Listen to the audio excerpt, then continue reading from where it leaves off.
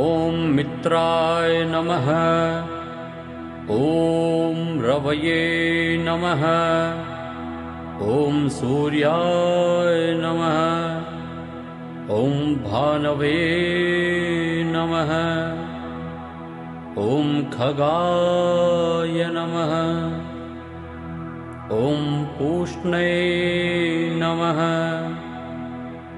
ॐ हिरण्यगर्भाय नमः।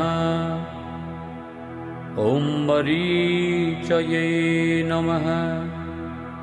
ॐ आदित्याय नमः। ॐ सवित्रे नमः। ॐ अर्काय नमः।